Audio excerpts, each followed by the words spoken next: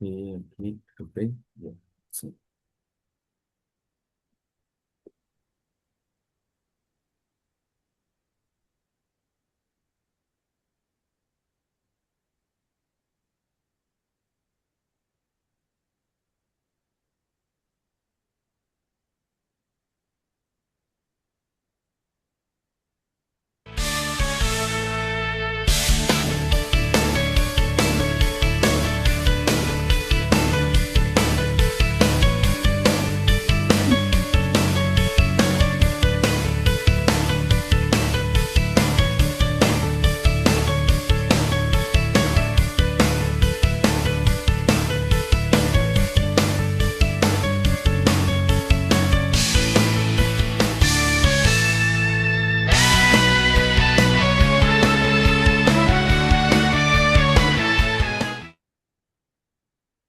¿Qué tal? Muy buenos días. Yo soy Alma Yesenia Peña Hernández y esto es Café con Derecho, tu cita legal con un shot extra de aprendizaje jurídico.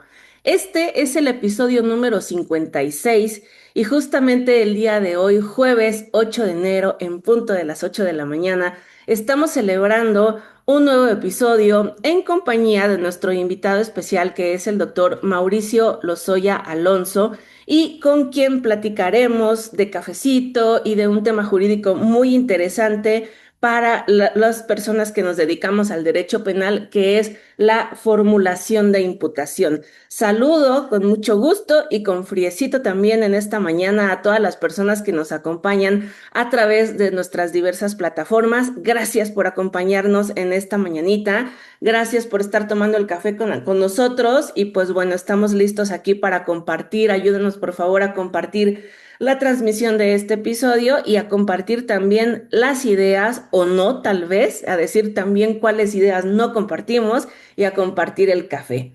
Doctor Mauricio, muy buenos días, ¿cómo está?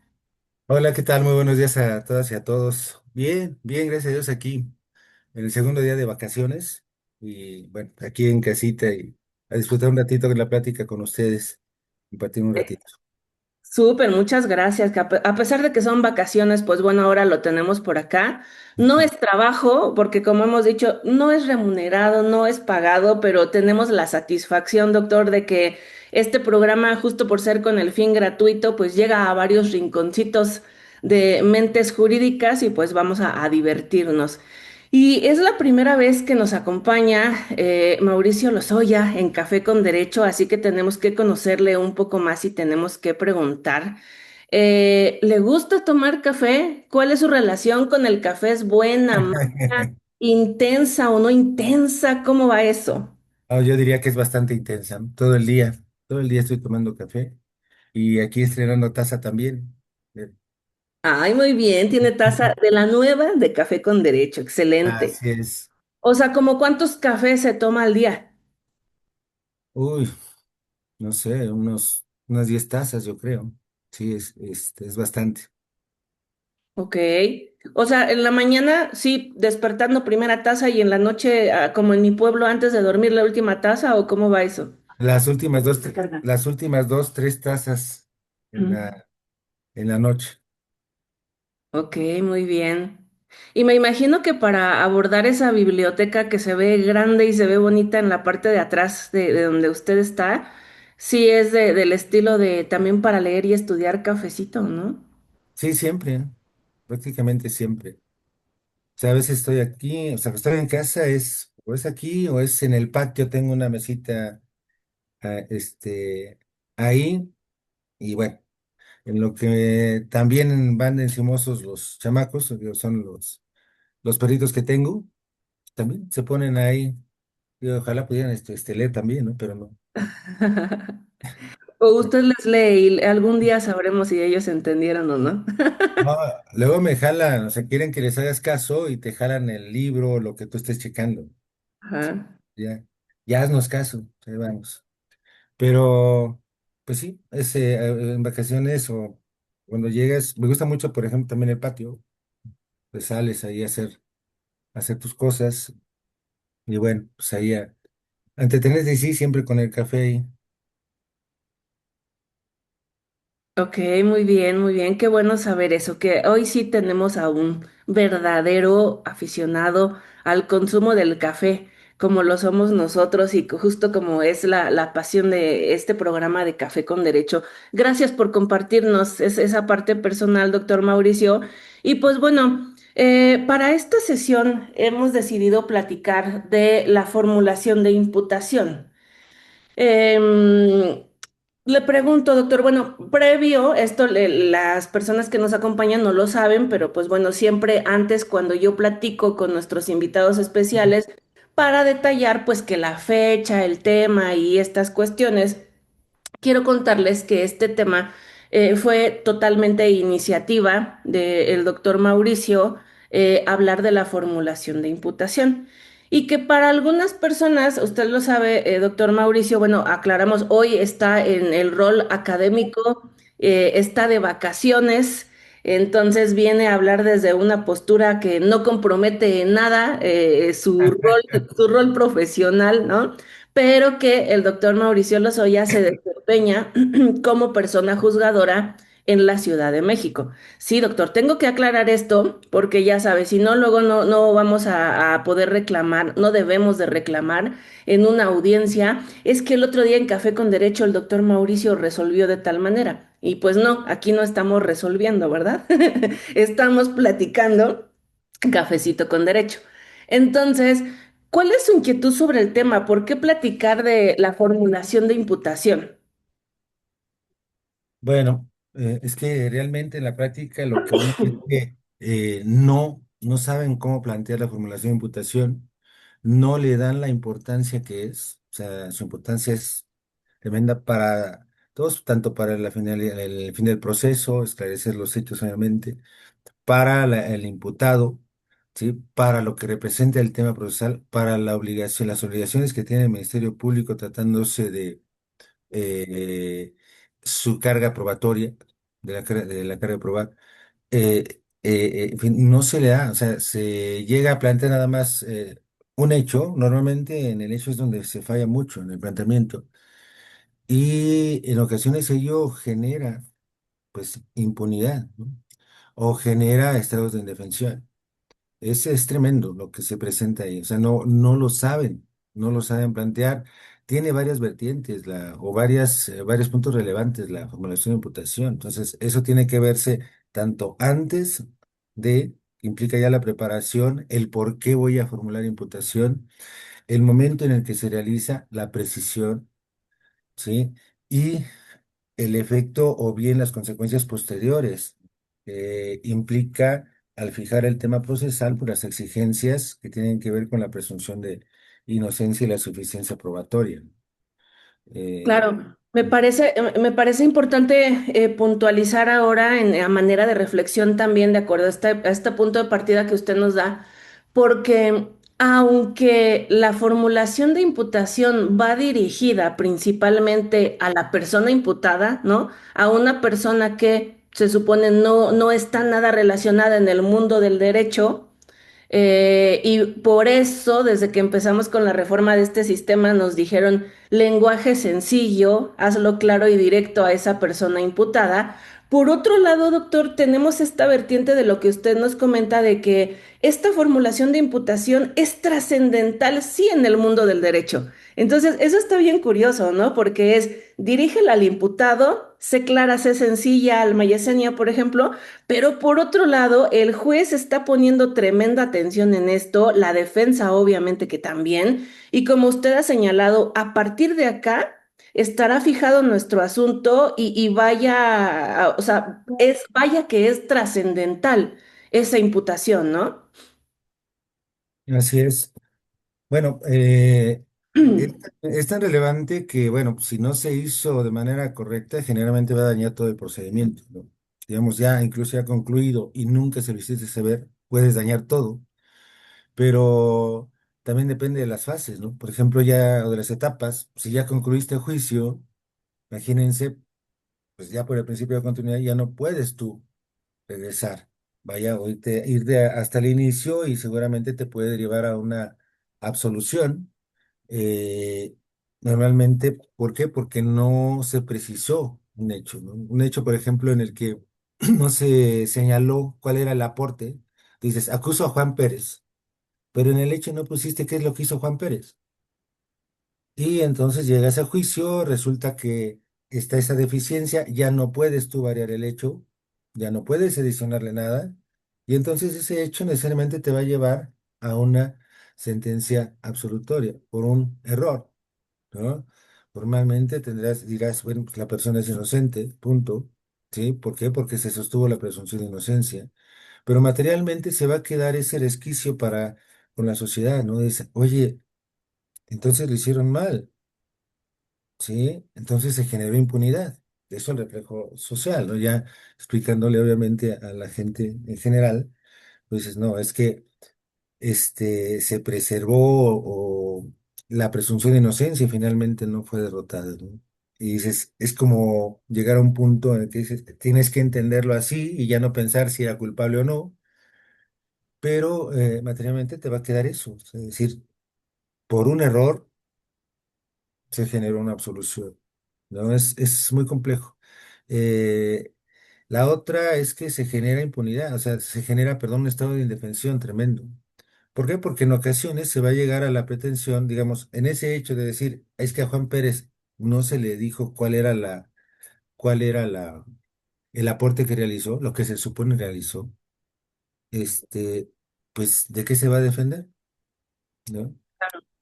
O sea, no hay cómo. También las obligaciones del Ministerio Público. Así es una falla tremenda en la acusación. Estaba viendo aquí, está llegando un mensaje creo que se salen los mensajes, las inquietudes del chat. Sí, ay, por Ajá. ahí Diana Laura puso alguna inquietud que ahorita en un ratito más son bienvenidas todas las inquietudes de ustedes, tanto en Facebook, por ahí saludos a Gerardo Villarreal, perdón, y a todas las personas que están Ajá, claro. conectadas, igual por aquí en Zoom. En un ratito más voy a leerles sus planteamientos y podemos canalizarlos al maestro, al doctor Mauricio, perdón, por supuesto. Doctor, fíjese, yo pensaba ahora, y también me gusta luego mucho hacer la reflexión de ya cuántos años llevamos en este sistema penal acusatorio, ya van un montón. Y al menos mi experiencia es más desde la parte de la capacitación, de impartir cursos a personas operadoras en el sistema. Y yo pensaba ahorita que lo escuchaba a usted, cómo ha evolucionado, por ejemplo, cómo han cambiado más bien, cómo han cambiado las áreas de oportunidad en las personas operadoras al momento de formular imputación. Y al menos en mi experiencia es que al inicio del sistema, pues era todo cuadrado, rígido, e insisto mucho en esto del lenguaje porque cuando empezamos, entra en vigor el sistema en ciertos estados de la República y nosotros íbamos como visores y a evaluar a los operadores, pues, por ejemplo, pasaba que un ministerio público le formulaba imputación a Mauricio Lozoya con un lenguaje súper técnico. Y ya ve que luego viene la pregunta al imputado de, ¿entendió? Es muy curioso ver cuando entramos en estos aprietos en la audiencia, ¿no? Y entonces los imputados responden, no. Y todos entramos en pánico de, ay, dijo que yo, ¿no? Y obviamente no me dejará mentir usted que como persona juzgadora, pues le dice al Ministerio Público, encárguese. ¿Encárguese de qué? Pues de explicarle en lenguaje sencillo, insisto, al imputado todas estas locuras que en dogmática penal, ¿no? Se enrolló el Ministerio Público y pues que obviamente un imputado o una imputada va a decir, no, no le entendí. Entonces, eso es como de lo que yo he visto más repetido, que me parece curioso, pero a la vez de nervio en audiencia. Ahora le quiero preguntar a usted, con todos los años de experiencia que usted tiene en la impartición de justicia, ¿qué cambios ha notado en estas áreas de oportunidad al momento de formular imputación? ¿Sí cree que estamos como empezando todavía, sigue fallando igual o los errores han cambiado? Ahora sí que, qué diferencias nota entre inicios del sistema ahora que ya anda medio chavo nuestro sistema a la formulación de imputación?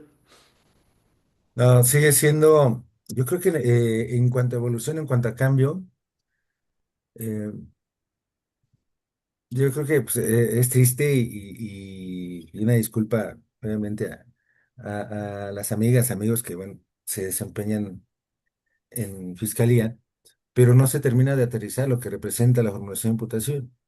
O sea, no se aterriza. Eh, Vaya un lenguaje a lo mejor más crudo, o sea, no ha cambiado nada. O sea, no saben hacer. Si ustedes transcriben, por ejemplo, las formulaciones de imputación, si las transcriben, se van a ver que son tres, cuatro hojas las que transcriben, ¿no? O sea, no es esa no es la formulación de imputación. O sea, tú tienes que precisar cuál es el hecho de manera concreta. No sabes hacer. O sea, me pones, a ver, fijo como antecedentes esto y esto. Oye, no, vete a lo que es el hecho. No puedes meter, por ejemplo, y el doctor fulanito dijo que son estas lesiones. Tampoco, o sea, ¿cómo vas a meter prueba o referencia a medios de prueba en la formación de imputación?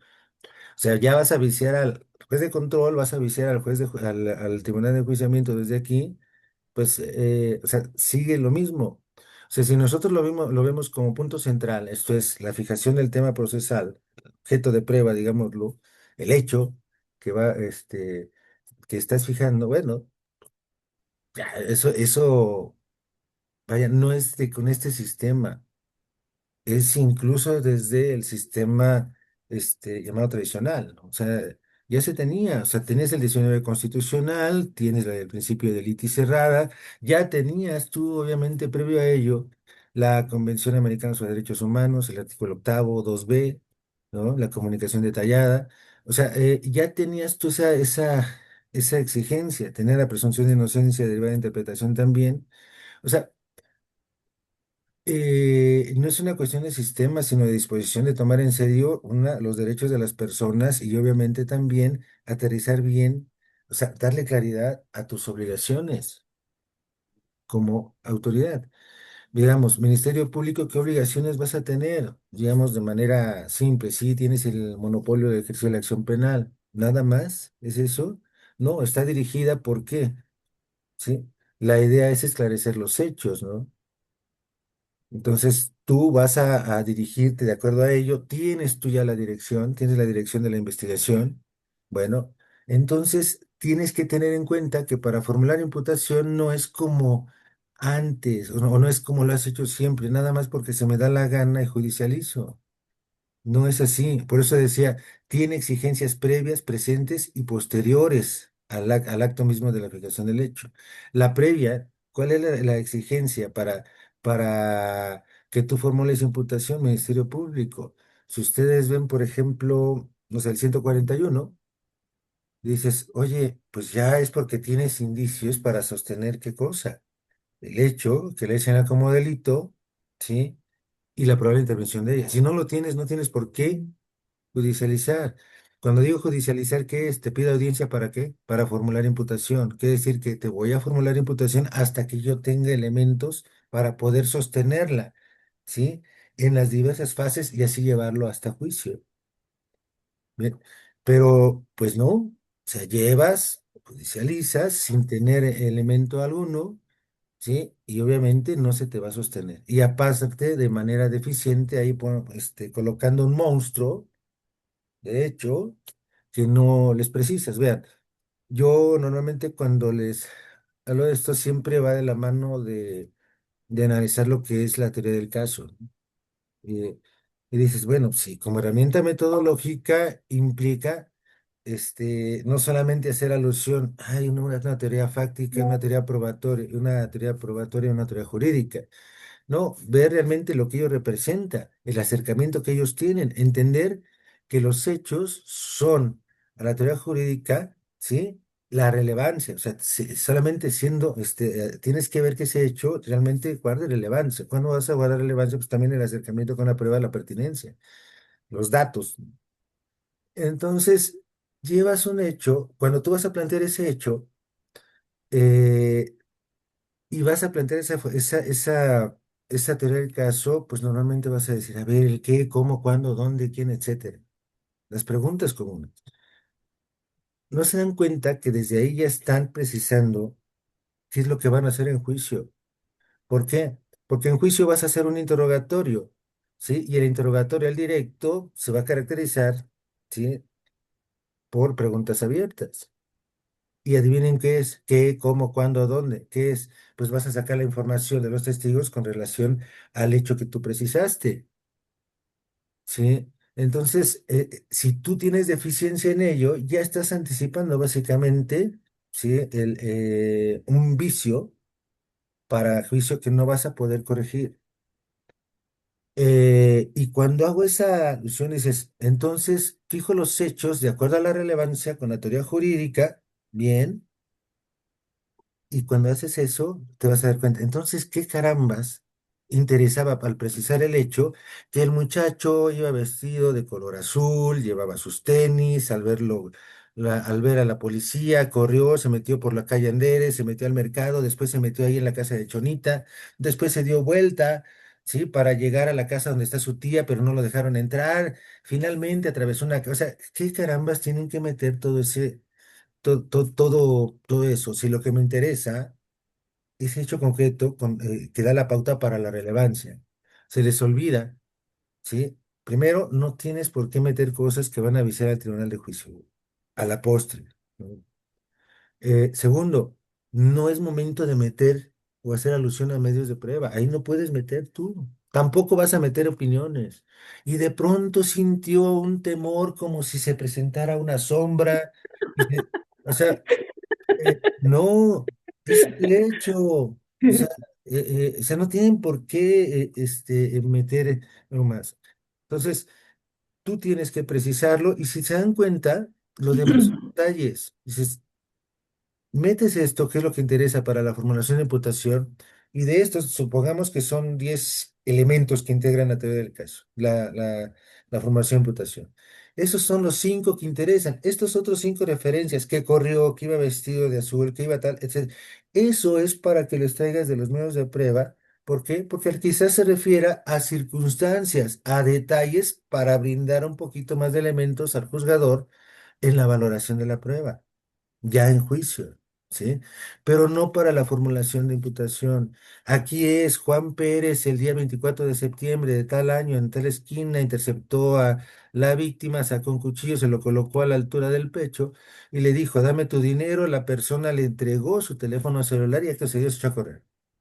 O sea, no tienes por qué, además, ¿de cuánto, si lo traducen eso en escritura, en cuánto les queda? ¿Cuánto les quedó?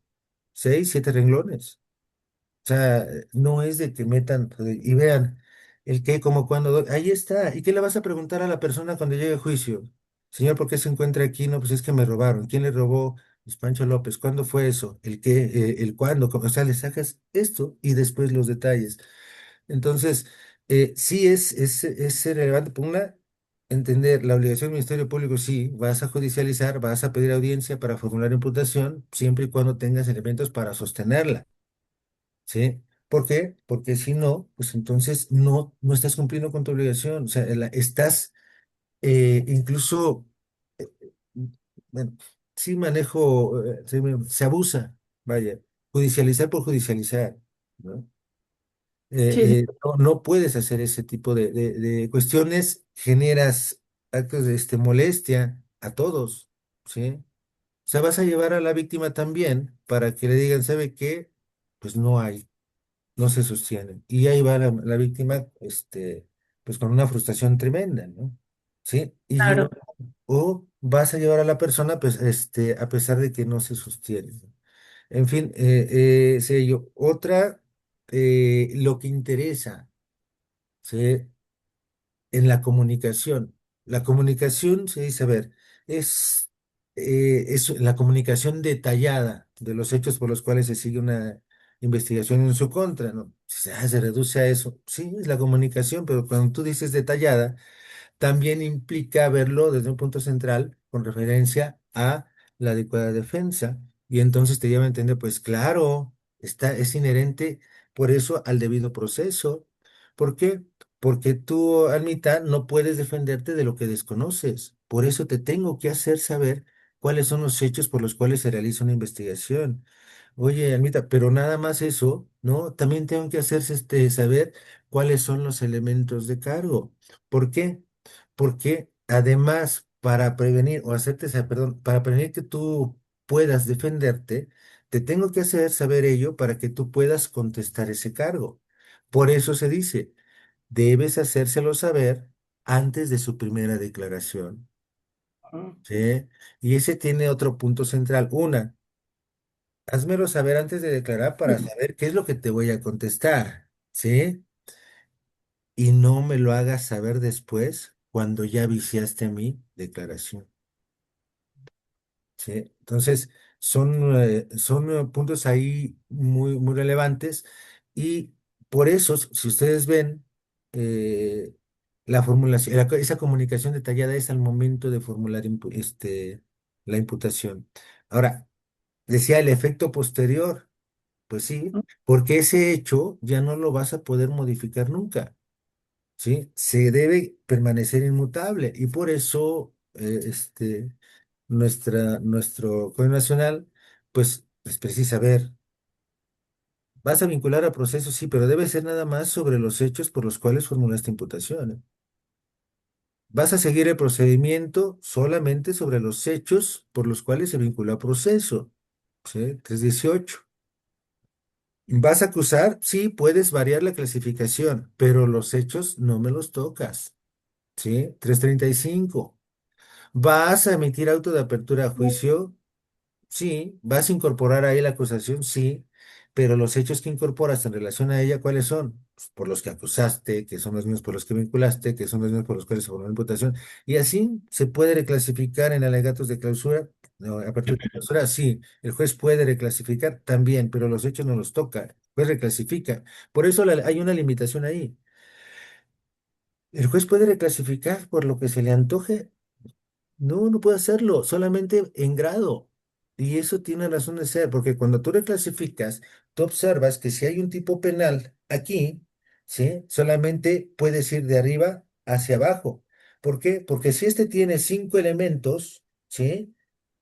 Y le quito dos, ¿vale? Se entiende que este al que bajas está arropado también por este. O sea, está en grado, nada más. Pero si es al revés, si tienes este tipo penal que se integra por dos elementos y después tú reclasificas y dices, por este, ¿qué le estoy agregando? Otros elementos que no tuvo oportunidad de defenderse el acusado, ¿no? Entonces, vaya, el hecho es inmutable. Puede haber clasificaciones a la postre jurídicas solamente, ¿no? Y solamente en grado. Entonces, es esa la relevancia. Hay bastante todavía que platicar sobre ello, pero siempre, insisto, bueno, si tomamos en cuenta, digamos, si hablamos de evolución y dices, oiga, pues es que cuando entró este sistema se empezó a hablar de algo que se llama teoría del caso. Mm. Bueno, pues también tómalo en serio, ¿no? Porque si tú te das cuenta, cuando formulas imputación al Ministerio Público, prácticamente ya estás anticipando tu teoría del caso. Porque si la planteas mal, cuando la estás planteando mal, yo sí te puedo decir, oye, no tienes ni idea de lo que es tu teoría del caso, ¿no? Ni tampoco del principio de congruencia-correlación. Oiga, doctor, o sea, hasta acá apenas vamos a la mitad del programa, pero ya ha dejado como que varios hilos de los que me encantaría platicar y que desde ahora ya me imagino que no nos va a dar tiempo de terminar porque la base, si se dan cuenta que la base de todo este tema es justamente el estudio de los hechos. Le ha dado a mi mero mole, doctor. Me encanta esta tipología de los hechos, estudiarlos y sobre todo, pues nos deja desde ya preocupados con la implicación de esto, ¿no? De la gran responsabilidad. Noten por favor y luego recuerden que si ustedes quieren repasar la grabación de este episodio, lo pueden hacer en nuestro canal de YouTube, porque el doctor Mauricio acaba de hacer, pues digamos, una exposición o un primer planteamiento de este tema respecto de lo que implica la formulación de imputación previamente, pensando un poco, ¿no? Parafraseándole, doctor Mauricio, sobre lo que Ministerio Público en su escritorio antes tuvo que prever, ¿no? Antes de pedir la audiencia. Ni siquiera a 5 minutos antes de la audiencia. No, no, no, no, no. O sea, tiempo antes de pedir la audiencia, luego al momento de y después en las circunstancias posteriores.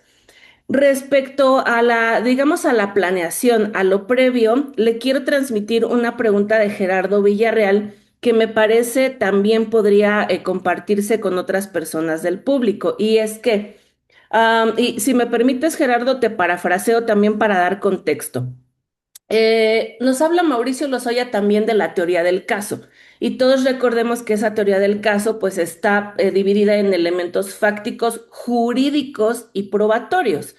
Nos ha aclarado ya Mauricio Lozoya que al momento de la formulación de imputación no tenemos que hacer exposición de prueba, como estos dos ejemplos que él nos señaló ya anteriormente.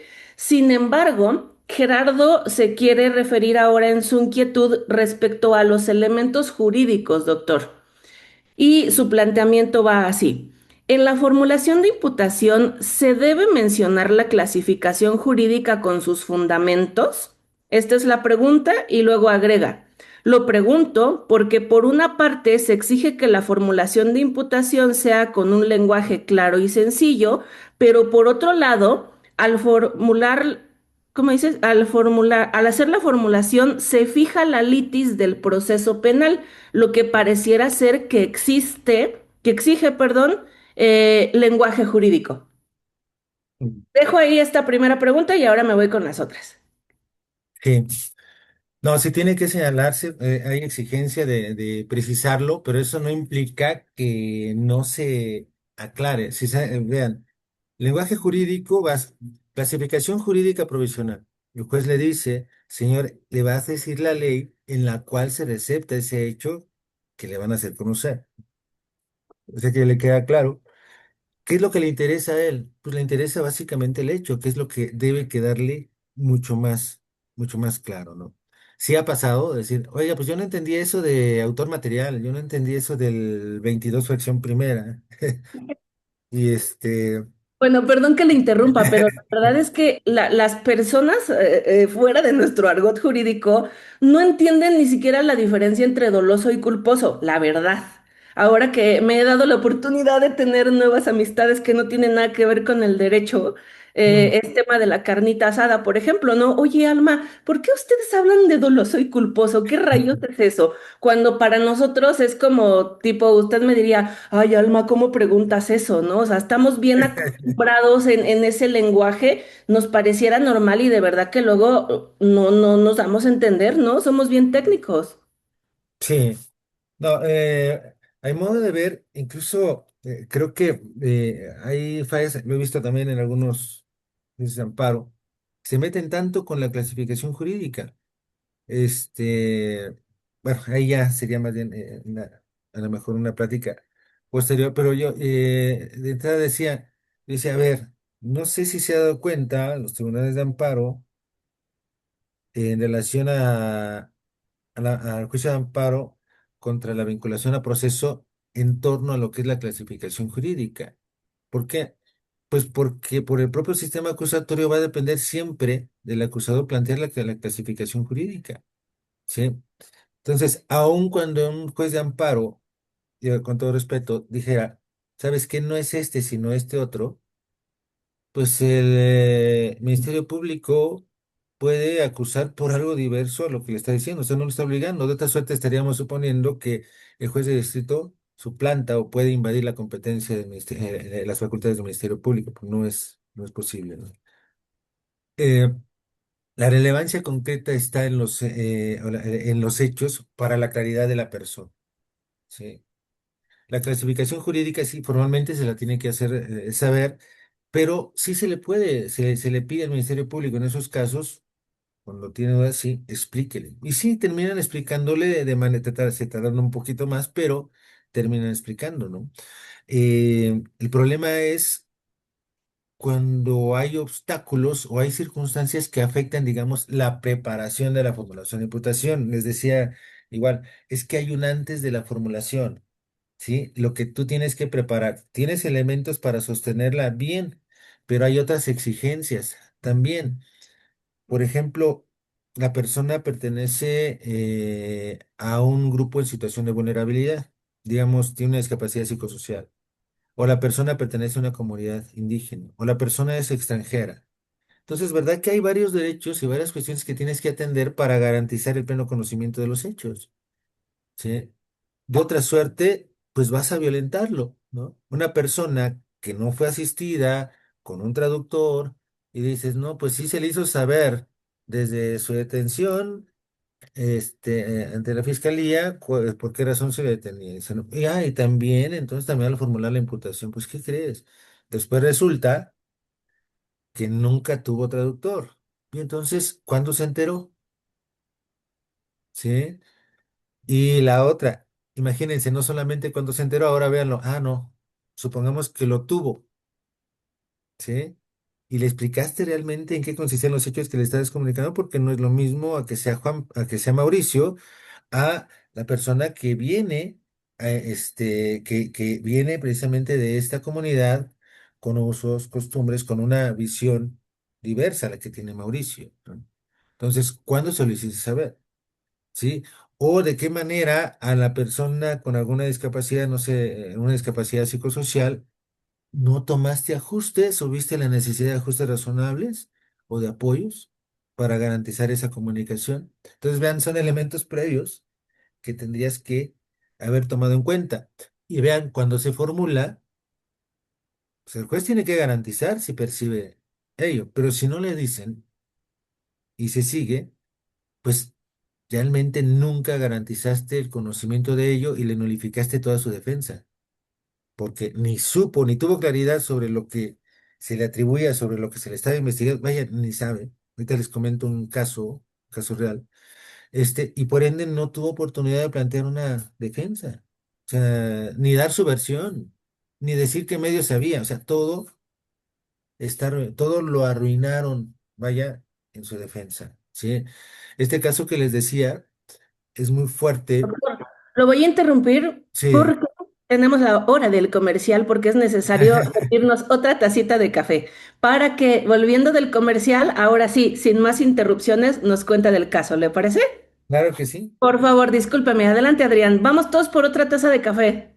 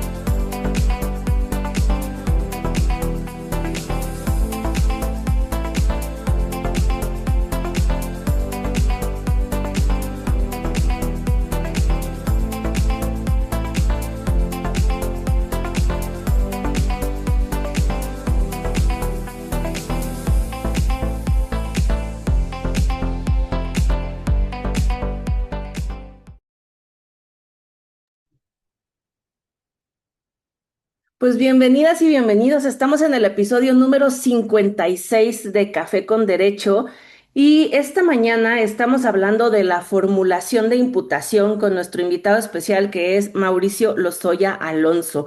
Quiero también, antes de continuar con el desarrollo del tema, saludar un poquito a las personas que están en Facebook, que mandan saludos a usted, doctor, o nos hacen planteamientos, pero luego me dicen, ¿por qué solo a los de Zoom saludo?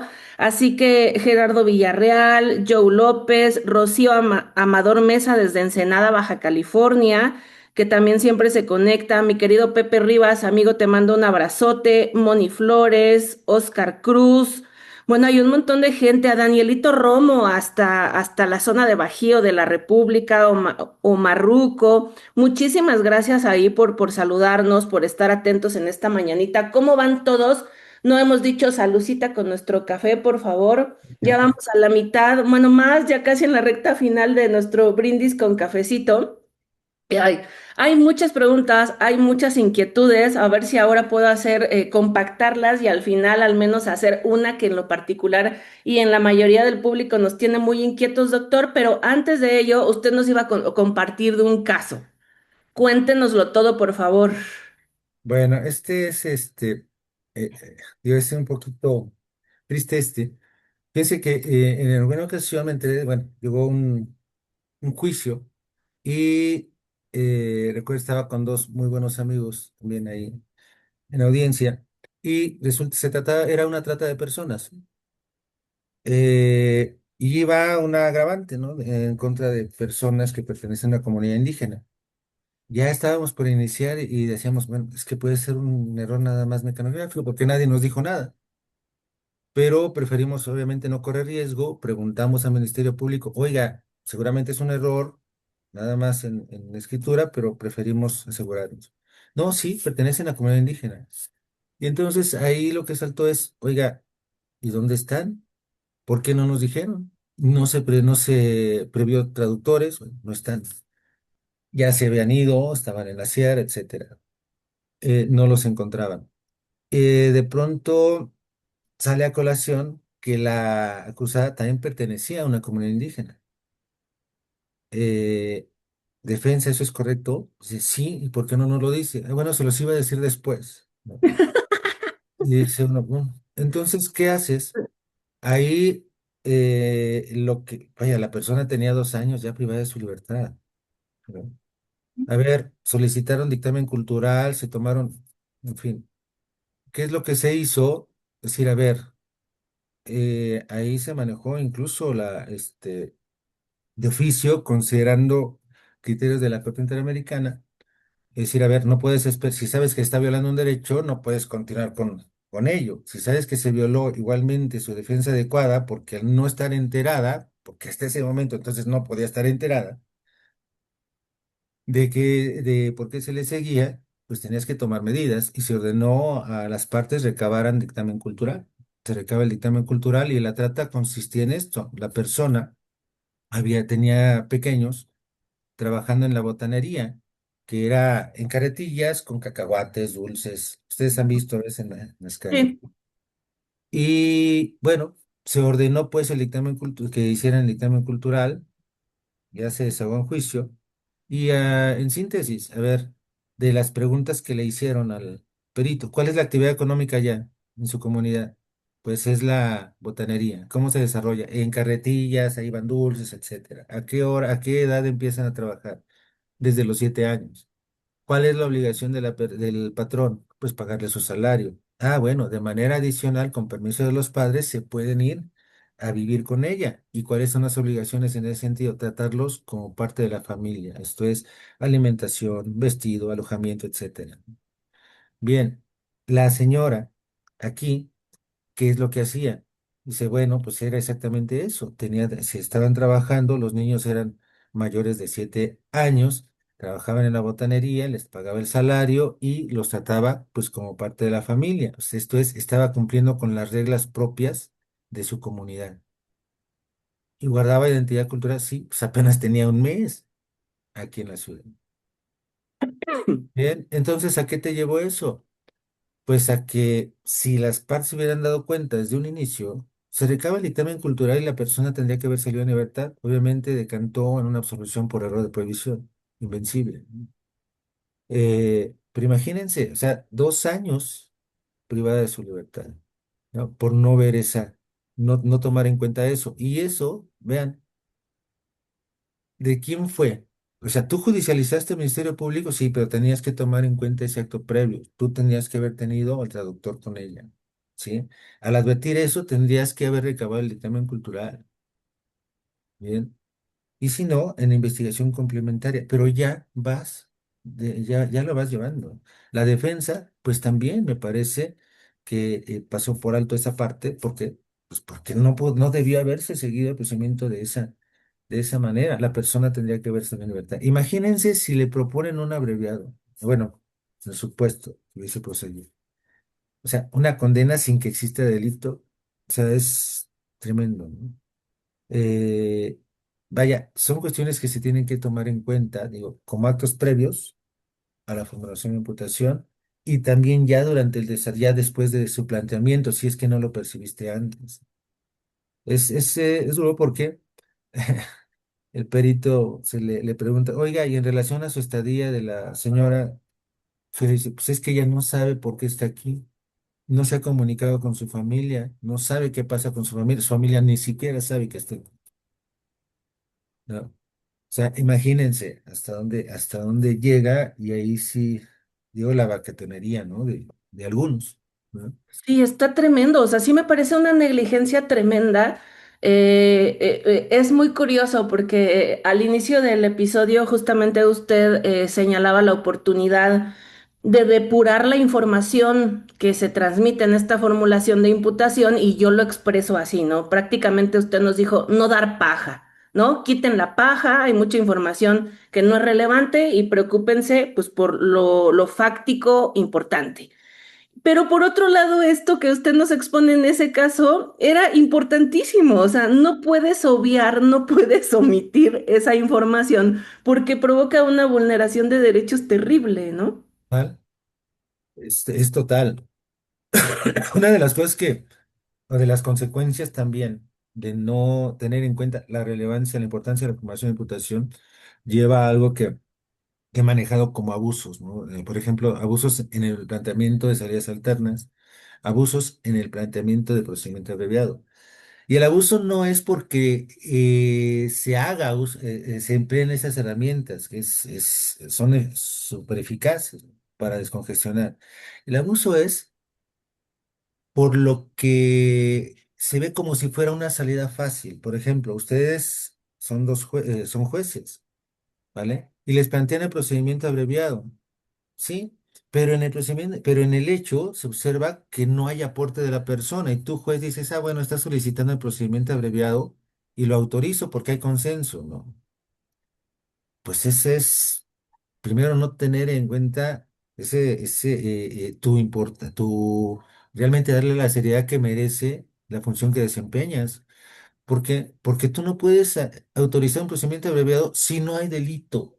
Y si ese hecho no contiene, por ejemplo, un aporte, ¿sí? O no está, realmente no hay tipicidad, ¿por qué lo vas a autorizar? Eso es por lo que hace el juez. O sea, no estás de parapeto. O sea, no, tienes que ver y dices, ¿vas a condenar? Sí, si es que hay sostén para declarar la existencia del delito y la responsabilidad de la persona. Y tu defensa, por favor, también. ¿Cómo vas a sugerir que el otro acepte un procedimiento abreviado cuando el hecho no es delito? Cuando el hecho no tiene aporte, ¿sí?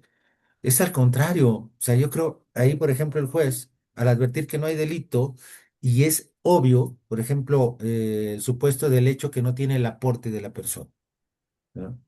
Planteas el abreviado, adviertes que no tiene el aporte, no lo puedes autorizar y me parece que da la pauta para que declares el sobreseimiento en ese momento también.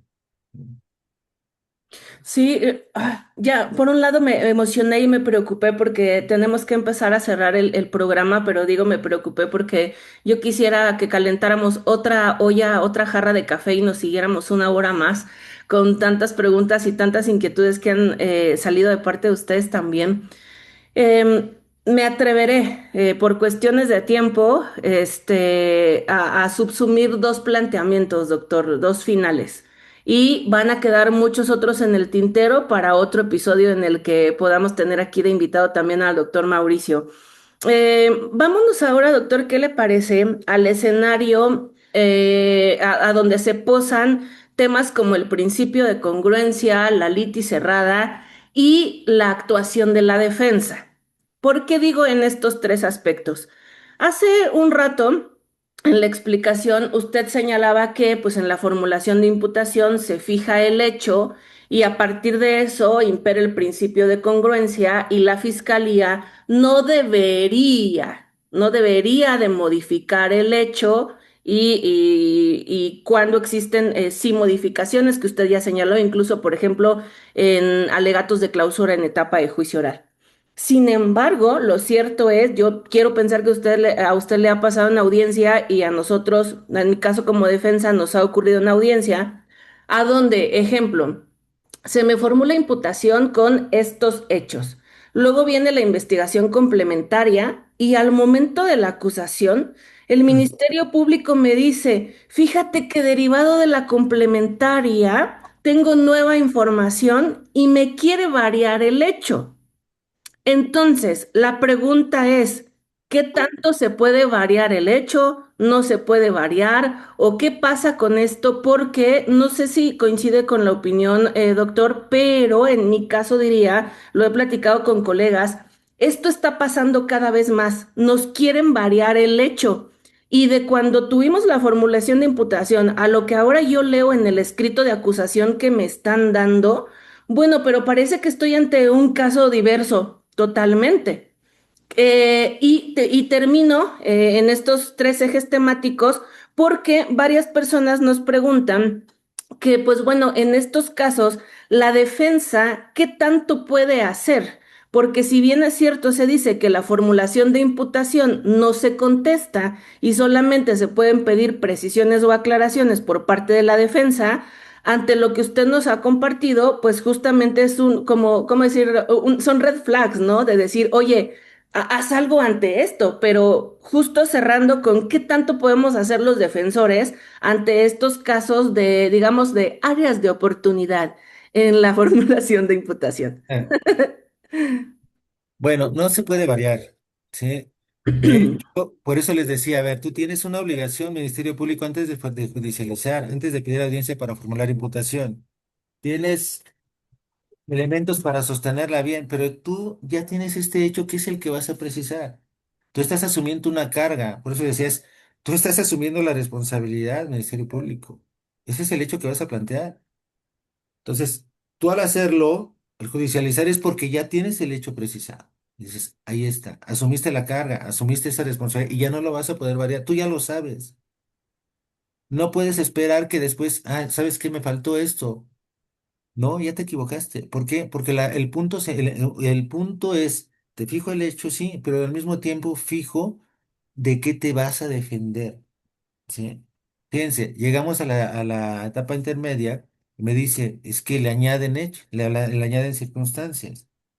¿A qué hora te defendiste de ello? ¿A qué hora pudiste recabar, digamos, o realizar actos de investigación para ver qué pruebas ofreces en relación a ello? Pues no, ¿sí? O sea, por eso se establece desde el inicio. ¿Sí? Cuando me hace saber el hecho, yo ahí establezco también mi estrategia. A ver, pues de este voy a realizar actos de investigación para ver qué pruebas voy a ofrecer. O sea, voy a ver cómo refuto, ¿vale? De esto me voy a defender. Cuando llegas a la etapa intermedia y me varías el hecho, pues entonces de lo que estás variando, yo no tuve oportunidad de plantear defensa. Esto es de recabar el acto sobre algo que desconocí hasta ese momento. O sea, me dejas en estado de indefensión total. Por eso es que no lo puedes variar. No, no se puede variar. Hay algo que se puede tomar en consideración, ¿sí? ¿Como cuáles? Circunstancias accidentales, ¿no? ¿Sí? Que a veces les digo a algunos amigos, sí, pero eso te puede salir en juicio. ¿Cómo cuál? Pues, ¿sabes qué? Es que en realidad sí hubo un homicidio, lo privó de la vida, sí, pero fue en una contienda, se estaban peleando. Entonces, dices, es una circunstancia, si accidental, que no afecta el núcleo, privación de la vida. Bien. Y dices, bueno, ahí hay homicidio, entonces en riña, ¿sí? No afecta el núcleo central de lo que te formulé. Pero fíjense, prescindan de ello, no necesitas agregárselo, quizás, y dices, sí, lo privó de la vida en tal sí, pero ya en prueba salió que fue precisamente una contienda de obra. ¿Afecta el núcleo? No, varía el hecho tampoco, pero esa circunstancia accidental me da la pauta para entender que es homicidio en riña. Bien, o sea. Ese tipo de cuestiones pueden tal vez contemplarse, pero no variar el núcleo central, ni cuestiones que tienen que ver con estructura. Con estructura me refiero, ya adelantaba hace un momento, de lo que va de arriba hacia abajo. Hay tipos penales que obviamente por las circunstancias que tienen es imposible manejar una reclasificación sin variar la estructura. O sea, ¿por qué? Por el contraste que hay de estructura, porque implicaría añadir circunstancias al hecho de los cuales no se habría defendido la persona. Por eso es que, digamos, el ejemplo clásico es, oye, pues de encubrimiento voy a condenar por robo. No, espérame. Pues acá tú decías que él poseía. Acá tú dices que él se apoderó. ¿A qué hora planteó defensa del apoderamiento? Entonces, hay contraste en lo cuanto a la estructura y ahí no puedes reclasificar, ¿sí? Entonces dices, no, pero es jurídico. No, espérame. El contraste que hay implica añadir circunstancias. Por eso tienes que tener cuidado cuando se realiza la reclasificación. Por eso el juez, digamos, en juicio solo puede reclasificar en grado, ¿sí? Y de arriba hacia abajo, insisto, tomando en cuenta mayores elementos a menos elementos. ¿Sí? Nunca hacia arriba porque implica añadir circunstancias de las cuales necesariamente implicarían reflejarse en el hecho y con ello dejar en estado de indefensión, ¿no? Pero sí, no se puede, no se puede variar en absoluto. Sé que hay quienes dicen, no, es que realmente cuando se acusa es cuando realmente se ejerce la acción penal y ahí se precisa la norma, no. Si tú ves la estructura del proceso, ¿sí? Ahí ya pasó el momento incluso para realizar actos de investigación, ya estás en etapa intermedia, ves que vas a ofrecer, lo dejas fuera al variar el hecho, ya no pudo ofrecer. Es que incluso pareciera como una imputación nueva, ¿no? O sea, es lo que le decía, cambié de etapa, pero pareciera ser que me cambiaste Ujú. de asunto. Ahora, aclarando esto de que no se puede variar, tal cual usted lo ha explicado, y justo me encanta esta temática para cerrar ahora el episodio y este cafecito con derecho. Doctor, ¿qué recomendaciones nos da? Porque también nos hemos, traíamos mucho en el radar a los ministerios públicos en el episodio sobre el cómo hacer una adecuada formulación de imputación, pero ahora que venga el coscorrón para los que somos defensores. ¿Qué actitud, qué buenas prácticas deberíamos de tener como defensores ante por ejemplo, ante una incorrecta formulación de imputación, ¿no? O sea, aunque no la puedo contestar, de qué puedo hacer para que, pues vaya, como usted decía al inicio del episodio, para en pro del sistema, en pro del objeto de sí del esclarecimiento del hecho, de sí de la protección a la víctima, claro, de sí de una buena defensa a mi cliente, a mi imputado. ¿Cómo podemos hacerlo bien como defensores? Bueno, como defensa es solamente vigilar, obviamente, que no se afecte el principio de correlación o congruencia, entender que el hecho debe estar preciso. Las aclaraciones, aludía por ejemplo a ello. Imagínense que en el hecho no va el aporte de del imputado. Y ustedes piden, quiero que me aclare cuál fue el aporte del imputado. ¿Qué error podrían ver ahí para efectos de defensa? ¿Sí? ¿A quién le corresponde formular imputación? Al Ministerio Público. Ahí lo que están haciendo es, ¿sí? Orientar para suplir la deficiencia del Ministerio Público. ¿Por qué? Porque si ese hecho no tenía aporte y no podía variarse posteriormente, pues implicaría que ese hecho aún probado derivase para el imputado y después acusado una sentencia absolutoria. O sea, ustedes mismos estarían corrigiendo la, la imputación y con ello ya los efectos que tendría la post, ¿no? Las precisiones que se hacen no son para, o bien la solicitud de aclaración o precisión, no son para sustituir o, digamos, corregir la deficiencia del Ministerio Público. No es para eso. ¿Sí? No escuché esto, perdón, la calle, es esta, o sea, es distinto, ¿sí? Es una aclaración, ¿no?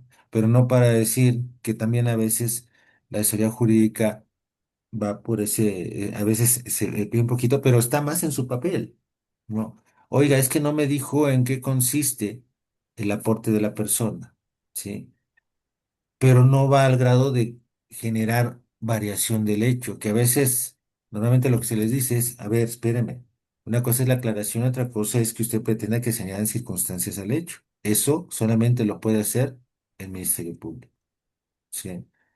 Entonces, eso no toquen. La defensa sí tiene que estar lista también para esa fase previa. Les decía, para todo, es la fase previa La fase presente, este es el momento de realizarlo y los efectos posteriores. Bien. En la fase previa, les digo, hay varios actos que tienen que ver, digamos, con el factor subjetivo de la persona. Pertenece a un grupo en situación de vulnerabilidad, es extranjero, este, pertenece a una comunidad indígena, ¿qué es lo que necesitas? ¿Sí? Y no derivar a casos como el que les comenté después de 2 años, ¿no? Es tremendo ello. Al momento presente, digo, cuando se formula, pues es exactamente lo mismo. Tienen que ver, ustedes como defensa tienen la necesidad de saber cuál es la versión de la persona imputada, ¿no? Entonces, para tener su versión, pues tienen que ver que le haya quedado claro a la persona, porque si no le quedó claro, la información que les van a dar, pues va a ser deficiente, como deficiente será su defensa, porque se basa en algo que no tuvo comprensión en la persona, ¿no? Y una vez precisada ya la imputación, pues les da la pauta para partir de ella, para asumir la estrategia defensiva que vayan a plantear, sea pasiva o sea activa. Súper interesante. Muchísimas gracias por estos tips, doctor Mauricio. Y estoy impresionada de verdad de cuánta inquietud, cuántas dudas sobre el tema.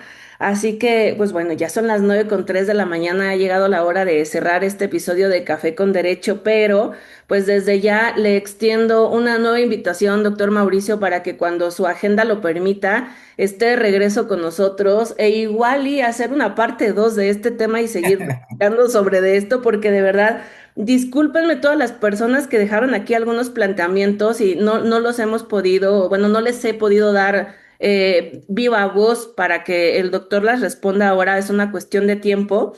Pero sin duda, como habíamos comentado, doctor Mauricio, este tema da para escribir, da para curso, da para muchas cosas interesantes y que pues seguramente usted más adelante podría, y cuando les voy a spoilear un poco, se está cocinando un artículo, está escribiendo y está estudiando nuestro querido doctor Mauricio, así que ojalá, doctor, que cuando ese artículo esté listo, pues puede estar de nuevo aquí con un cafecito con derecho con nosotros, nos lo pueda compartir y seguimos aprendiendo de usted. Ya lo comprometí públicamente, ¿cómo ve?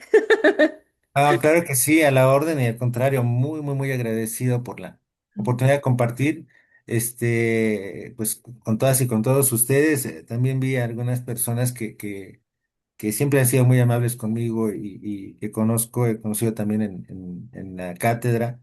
Un abrazo a ellos y a todos y a todas. Les agradezco mucho la oportunidad de escucharme, la paciencia que tienen para un servidor, que a veces se suelta a uno y, y necesita un poquito de frenos para poder escucharles. Y con todo gusto. Sí, ya tenemos la disposición cuando ustedes me digan y y me sigan teniendo la paciencia. Les agradezco infinitamente.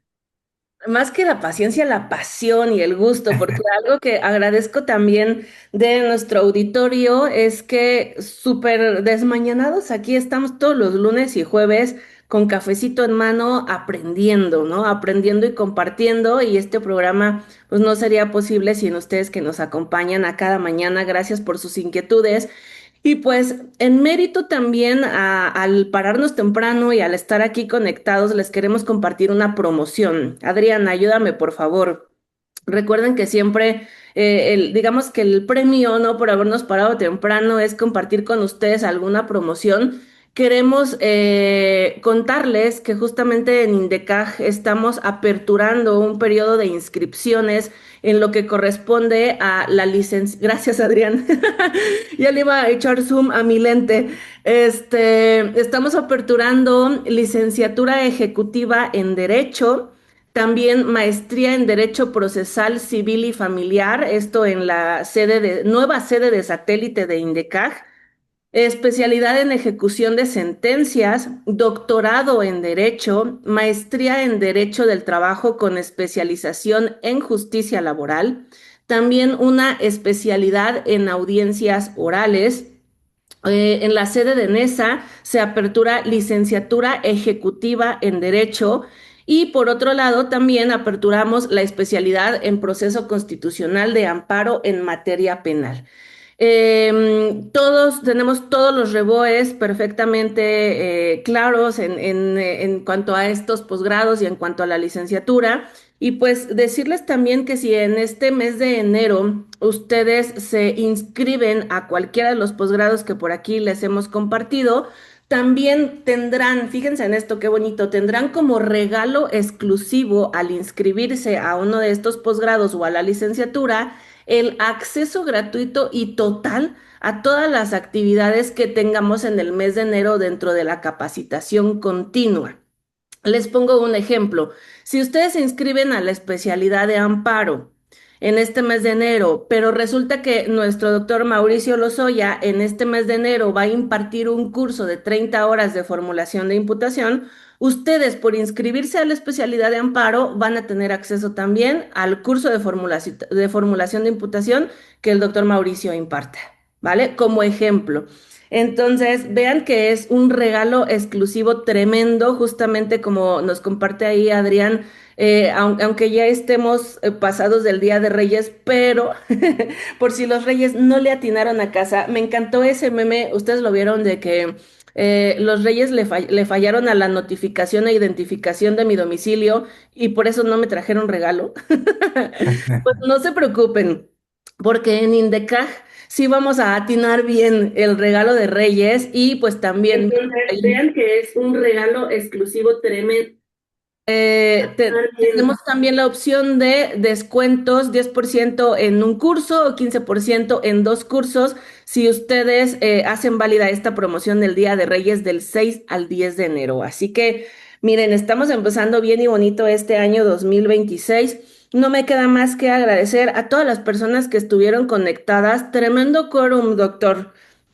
Como 180 personas acompañándonos en Zoom y como 80 personas en Facebook, aparte no vi los de TikTok, así que este episodio de Café con Derecho entre rosca de reyes y cafecito con formulación de imputación salió de maravilla, espero que usted se la haya pasado muy bien también. Claro que sí. Fue increíble, la verdad, muchas gracias. ¿No? Muchas gracias, insisto, por darnos la oportunidad de participar. Y bueno, un abrazo a todos, feliz año, bendiciones a todas y todos. Y bueno, ven que será un maravilloso año para todas y para todos. Un abrazo enorme para ustedes. Muchas gracias por su participación en Café con Derecho, doctor Mauricio. Un abrazo, bendiciones a todos también. Y pues bueno, en Zoom, salud con cafecito. Gracias siempre por acompañarnos, mi querida Jessica, súper puntual. Sofi, Abel, Elías, Suastegui, Aloma, maneja con cuidado. Don Rubén, Ernesto, ya puedo hacerte corazoncito. Ya funciona mi manita. Sonia, Ana, Mata, Marín, bueno, a todas y todos, sobre todo a quienes abren la camarita, me encanta verlos, me encanta ver luego cuando jalamos la tacita y decimos salud, tomamos cafecito, a quienes están en Facebook ahora les voy contestando, gracias de verdad, don Ricardo del Río, saludos, bienvenido, pues bueno, pásenla bonito, nos vemos el próximo lunes, ¿de acuerdo? Que tengan un extraordinario fin de semana, un fabuloso jueves, hasta la próxima.